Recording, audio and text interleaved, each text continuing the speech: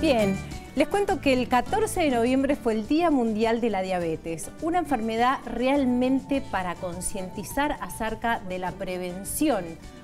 ¿Por qué de la prevención? Porque hay muchísimas personas que la padecen y no saben que la tienen. Por eso me encuentro con el doctor Hugo Sanabria, el jefe de la unidad de diabetes del ICVA, del Instituto Cardiovascular de Buenos Aires. Hugo, bienvenido. Muchas gracias por la invitación. Un placer tenerte. ¿Es así? ¿Muchas personas hoy en día padecen de diabetes y no saben que la tienen? Lamentablemente es así. En Argentina nuestras estadísticas hablan que en adultos mayores de 18 años, 1 de cada 10 argentinos padece la enfermedad. Y lamentablemente, y esto por ahí no hay datos concretos, pero creemos que aproximadamente un 30 hasta un 50% de estos pacientes desconocen que tienen esta enfermedad. Esto que yo te comento en Argentina pasa también a nivel mundial. Así que realmente es un problema. ¿Por qué va aumentando la cantidad de pacientes y la prevalencia? Bueno, básicamente hay muchos factores, pero digamos, si hay que nombrar uno, básicamente es por un tema de incremento del sobrepeso y obesidad de nuestra población. Y si uno ve los gráficos de cómo va creciendo el sobrepeso y la obesidad de nuestra población, ve que paralelamente va creciendo también la incidencia de nuevos casos de diabetes. O sea que son malos hábitos, digamos, que puede provocar la diabetes. Tal cual. Es decir, como en muchas patologías, depende de varios factores. También hay factores genéticos, por supuesto, pero los factores ambientales son claves. ¿A qué me refiero con factores ambientales? El sedentarismo, la mala alimentación. Por lo tanto, el sobrepeso y la obesidad van de la mano junto con la diabetes. Claro. Por eso, como muy bien vos dijiste, ¿no? Sí. La diabetes es algo totalmente prevenible. Totalmente prevenible, si es esto. Pero entonces, esta mala alimentación, ¿qué es la mala alimentación? ¿Y qué es lo que hace esta mala alimentación en el organismo? ¿Qué produce? Bueno, bárbaro. La mala alimentación nos referimos a inadecuados hábitos alimentarios. Por ejemplo, el consumo excesivo de azúcares, por ejemplo, el consumo excesivo de harinas refinadas, la disminución del consumo de verduras y frutas, el aumento del consumo de grasas. Todos esos elementos hacen que los pacientes, las personas, se alimenten inadecuadamente y tiendan a aumentar de peso. El aumentar de peso, ese sobrepeso, va acumulando estas personas, estos pacientes, grasas en diferentes lugares del organismo, por ejemplo, en el abdomen. Y esa grasa que se junta dentro del abdomen emite un montón de señales. Una de ellas es emitir señales a nuestro hígado para que fabrique más azúcar. Por eso hay muchos pacientes que dicen, doctor, yo no consumo azúcar y sin embargo tengo diabetes. ¿Por qué? ¿Por qué? Porque nuestro organismo es capaz de producir azúcar, glucosa, aunque uno no lo ingiera, y eso se ve en aquellos que tienen sobrepeso y obesidad. Claro, también es la falta de información, porque pensaba en el alcohol. El alcohol también tiene azúcar. Hay algunas bebidas alcohólicas que tienen azúcares y otras quizás no tienen azúcar, pero tienen muchas calorías. Y eso también genera aumento de peso, eso genera producción de más grasas que se acumulan en el abdomen y otros sectores, y eso hace también que favorezca el desarrollo de la enfermedad. Claro. Entonces, estamos hablando de diabetes tipo 2. Bien, perfecto. Que es la adquirida. Sí. Conoces mucho el tema, básicamente. Diabetes en sí es un conjunto de patologías que se caracterizan por tener la glucemia elevada, lo que nosotros decimos hiperglucemia, lo que comúnmente se conoce como azúcar elevado en sangre. Hay muchos tipos de diabetes. Clásicamente la más conocida es la famosa diabetes tipo 2, que es la que estuvimos conversando hasta ahora, que se asocia al sobrepeso y la obesidad. ¿Y los niños pueden tenerla? Bien. Los niños pueden tener diabetes tipo 2 porque lamentablemente cada vez vemos más chicos y adolescentes con sobrepeso y obesidad, y antes, que era una patología que veíamos, la diabetes tipo 2, solo a partir de los 40 años, ahora ya también lo estamos viendo en niños, adolescentes o adultos jóvenes. Después la otro tipo de diabetes, que es la diabetes tipo 1, que es la menos frecuente, esa no se asocia tanto al sobrepeso y a la obesidad, sino que allí lo que hay es una patología especial donde nuestro propio cuerpo destruye las células productoras de insulina y entonces allí aparece la diabetes. Esto es menos frecuentemente, uno lo ve más en jóvenes, chicos, adultos, jóvenes, y allí no está tan relacionado con el sobrepeso y la obesidad, aunque estamos empezando a tener muchos pacientitos con diabetes tipo 1 que luego agregan también el sobrepeso y la obesidad y agregan todos los fenómenos y problemas que atrae esto también, ¿no? Bien.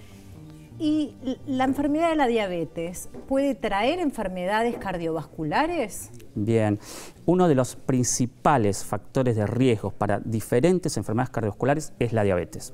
Y la diabetes, porque ese azúcar en exceso en nuestras arterias empieza a dañar y lastimar las paredes de nuestras arterias. Lastima las paredes de las arterias del corazón y entonces hay más riesgos de infartos cardíacos. Pueden también lastimar las arterias que van al cerebro y producir los famosos accidentes cerebrovasculares, los ACV. Entonces, es el colesterol el principal factor, o la hipertensión, o es la diabetes que viene con colesterol e hipertensión?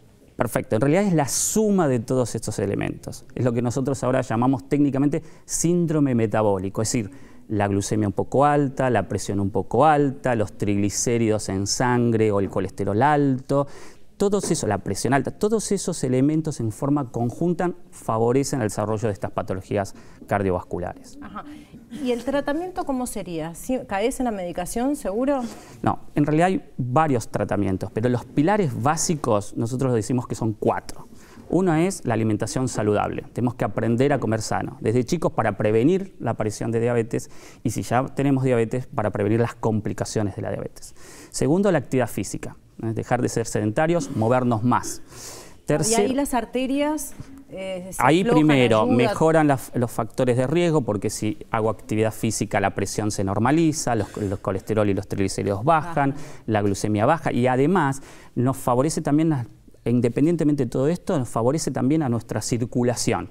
Así que eso es clave. Entonces, alimentación, movernos, saber sobre estas patologías. Y ese es el tercer pilar, educarnos, aprender. Y el cuarto, en algunos pacientes va a necesitar algún tipo de fármaco adicional. Ahí va. Con el tema de la educación, porque si no hay educación y no hay buenos controles de la enfermedad, ¿podría llegar a ser discapacitante esta enfermedad? Lamentablemente sí.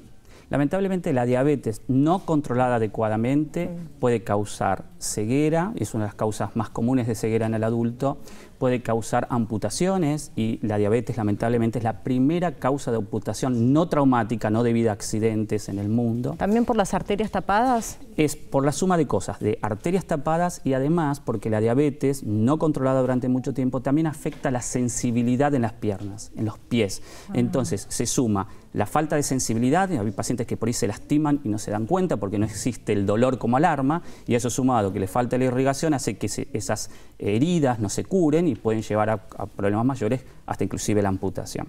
También es la primera causa de problemas renales severos y es la primera causa de ingreso a diálisis en Argentina y en el mundo. Y lo otro es la enfermedad cardiovascular. De hecho, lamentablemente... Un infarto. Claro, infartos, accidentes cerebrovasculares. Si uno va a una unidad coronaria donde se atienden los pacientes con infarto, 3 de cada 10 pacientes que tienen infarto es por tener diabetes. Es decir, que todas estas complicaciones pueden ser desarrolladas en un paciente con diabetes que no está adecuadamente controlado. Claro. Y estos prediabéticos, o sea, personas que tienen la diabetes pero que aún no se lo diagnosticaron tal vez. Sí. ¿Qué síntomas podrían llegar a tener que ahora estamos hablando como, bueno, estemos atentos a estos porque la consulta al doctor va ahí inmediata? Bien.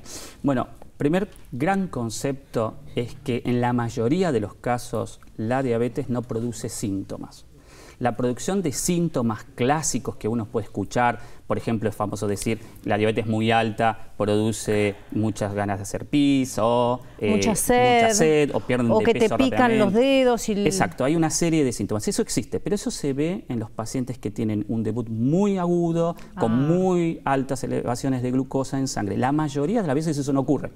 La mayoría de las veces es completamente asintomático. De ahí la importancia de conocer de que esto puede existir y de hacer entonces los chequeos oportunos. Porque ¿y cuáles son los chequeos oportunos? El diagnóstico es muy sencillo. Es una simple extracción de sangre en donde se mide este azúcar en sangre, esta glucosa en sangre y con eso nosotros podemos orientarnos si el paciente está cerca de tener diabetes o ya lo tiene. ¿Podemos saber el riesgo de tener la diabetes? Sí. La mayoría de los tipos de diabetes, los tipos 2 clásicos que estuvimos conversando inicialmente, generalmente hay un largo tiempo en donde hay pequeñas elevaciones que no llegan a ser en rango de diabetes, pero que ya nos alertan. De allí la importancia de ese diagnóstico precoz, porque si en ese momento, en ese estadio, en donde la glucemia empieza a subir levemente, pero todavía no es diabetes, allí los pacientes hacen actividad física, comen sano, bajan de peso, la probabilidad de desarrollar diabetes en el futuro se reduce un montón. Se reduce. ¿Y el martes pasado, el 14? Sí. que hicieron actividades. Tal cual, un tuvimos poco... toda la semana de la diabetes en muchísimas instituciones y sociedades, inclusive el Instituto Cardiovascular donde yo estoy trabajando. Hicimos numerosas iniciativas para tratar de divulgar esta problemática. La idea de tener este Día Mundial de la Diabetes es justamente para divulgar la importancia de un diagnóstico precoz. ¿Y cómo es? ¿La gente se acercaba y qué les hacían? Sí, bueno, hicimos varias actividades, tuvimos charlas a la comunidad dentro del instituto, fuimos a una plaza donde hicimos mediciones de glucemia a los pacientes a través de aparatitos, donde dimos consejos de cómo prevenir y evitar diabetes, y aquellos que ya se acercaban con el diagnóstico de diabetes, consejos sobre cómo alimentarse mejor, cómo moverse para tener un mejor control. ¿La gente se lo toma en serio? Sí, por supuesto. Hay mucha necesidad de aprender sobre esto y eso es clave. Por eso una de las columnas que yo te comentaba es la educación. Una sociedad que conoce sobre esta patología tiene más herramientas para poder controlarse. Claro. Exactamente. La información y el control, porque no hay que esperar a llegar entonces a tener esos síntomas como para poder hacer la consulta al doctor. Tal cual, digamos, consultar para hacer un diagnóstico precoz o para evitar la aparición de diabetes. Pero si el paciente ya tiene diabetes, hacer controles es fundamental, porque todas esas complicaciones que nosotros fuimos comentando, muchas de ellas discapacitantes, se pueden evitar si hacemos un buen control. Si los pacientes no hay que llegar a la ceguera. Nosotros hemos hecho historias de vida acá de personas que han perdido la visión, personas que han sido amputadas ambos miembros inferiores. Y totalmente. Todo bueno, eso no se... Mira, es muy común que los pacientes con diagnóstico reciente de diabetes lleguen a la consulta nuestra con mucho miedo, con mucho temor porque conoció a un vecino que le pasó esto y demás. Ahora, el mensaje clave es, si hacemos un diagnóstico precoz y un tratamiento oportuno y el paciente tiene un buen control tanto de su glucemia, de su peso, como de otros factores de riesgo, de la presión, del colesterol, se evita completamente las complicaciones relacionadas a la diabetes. Bueno, es lindo mensaje para el Día de Concientización de la salud, de la diabetes, y que paremos, ¿no? Que nos animemos a enfrentar al doctor que siempre le tenemos tanto miedo de saber, y que en realidad está bueno saber porque uno puede ahí tomar las riendas del asunto y mejorar y sanarse. ¿Qué más? ¿Qué mejor? Gracias, doctor. No, muchas gracias por la invitación. Un placer. Y vamos ahora con mucha más información del área jurídica de discapacidad con la doctora Silvina Cotiñola. Pero muchísimas gracias, Anita. Tomo esa frase tuya y vamos a seguir tomando las riendas. Para eso, mi querido Dire te pone al aire la consulta.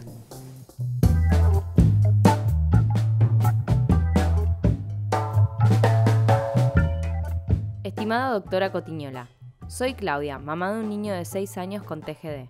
Vivimos en General Roca, provincia de Río Negro. Hace poco mi esposo fue despedido de su trabajo, con lo cual nuestros ingresos se ven muy afectados. Por tal razón debemos cambiarnos a un plan más bajo de nuestra prepaga Swiss Medical, para así poder continuar con el tratamiento del nene. Sucede que la auditoría de la prepaga ha denegado tal posibilidad. ¿Esto es posible? ¿Pueden negarse? Y en tal caso, ¿cómo deberíamos proceder? Muchas gracias. Qué importante hablar de estos temas. Primero y principal, hay que informarle a los auditores que teniendo un régimen legal, ya las empresas de medicina prepaga, que es la ley 26.682, todas estas situaciones de bajas de planes por reducciones de ingresos, nunca pueden ser coartadas ni vedadas. ¿Y por qué digo esto? Le voy a explicar por qué.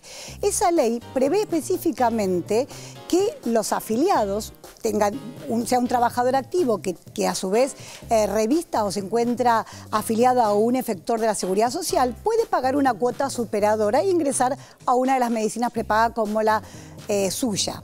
Pero ¿qué es el problema fundamental que acá hay que tener en cuenta? La única herramienta que van a poder anteponer los efectores de salud, las prepagas específicamente, es la preexistencia. Cuando uno se afilia a una medicina prepaga, debe firmar una declaración jurada y debe consignar con total lealtad y sinceridad y fundamentalmente dando fe acabada de que no tiene conocimiento de que es portador o paciente de una determinada discapacidad o enfermedad discapacitante, porque obviamente si eso fuera así, tampoco lo van a poder rechazar como afiliado o como cliente, porque es una empresa, una relación de consumo, hablamos en este sentido, no una afiliación de la Seguridad Social. Sí le pueden poner, y esto está establecido por la ley 26682, y es la Secretaría de Salud de la Nación, actualmente la que fija obviamente cuáles son los topes que ese efector privado puede ponerle al afiliado con discapacidad. En su caso, esto no es así, porque ustedes ya eran afiliados. Lo único que están pidiendo es una modificación del plan de cobertura, a lo mejor un plan que tenga menos alcances, que de todas maneras, y esto es importante recordarlo, en discapacidad el PMO es el piso que tiene cubierta toda la rehabilitación, las prestaciones de promoción, de prevención y fundamentalmente las que son de asistencia. No solamente las médicas, sino también las asistenciales promocionales de los derechos de una persona con discapacidad que, por supuesto, cuanto más rápido se rehabilite, más rápido va a dejar de estar en ese circuito de mayor vulnerabilidad y menos va a necesitar la cobertura del efector privado. Así que haga los reclamos pertinentes, primero ante la Superintendencia de Servicios de Salud y si no, siempre como decimos, y quien les habla no es amiga de la judicialización, pero hay que pedir una tutela judicial. Hay que decirle a un juez que, por supuesto, salvaguardando los derechos de su hijo, que tiene los médicos, tiene los centros, que se atiende con esa prepaga y ustedes no lo pueden pagar y siguen teniendo vocación de continuidad, no hay ninguna causal legal que pueda anteponer ese efector para que la cobertura no sea establecida con un plan más bajo. Dicho esto, yo los invito a seguir en este programa, está muy rico, muy lindo, pero vamos, ¿dónde? Allá, en el Rincón de Arte, diré. Y acá le vamos a agradecer a nuestros amigos de Ata de Cádiz, los choferes que transportan personas con discapacidad, que nos ayudan siempre a transportar a los integrantes del Rincón de Arte. Lo que estoy viendo me encanta, profesora. Creo que bueno que están quedando las frases gatillo del Hoponopono. Hoponopono, ¿eh? Hoponopono, frases gatillo. Bueno. La paz del yo, ya la tiene Cami. A ver, mostrar la paz del yo. Y lo que les quería contar es que acá Melina, por acá al fondo, está haciendo una sorpresa para el programa especial. A ver. No, es una sorpresa, no pueden ver los integrantes del Rincón. No lo veamos. Ella está haciendo algo de sorpresa, trabajando desde hace varios programas en algo para todos. Bueno, me encanta lo que está haciendo y ya le dijimos a los productores, a la productora y al productor que los cuelguen. Que los cuelguen. Bien, muy bien. Ellos se pusieron están corriendo por todo el canal para ver cómo lo hacen. No, se movieron de una manera increíble, rapidísimo. Muy bien, bien, bien. Bueno, Hoponopono, perdón, gracias, lo siento, te amo. Yo tiro del tapón. Yo tiro del tapón, llovizna, nos vamos a un corte, nos vamos a un corte, nos vamos a un corte. Dale. Da la vuelta, Cami.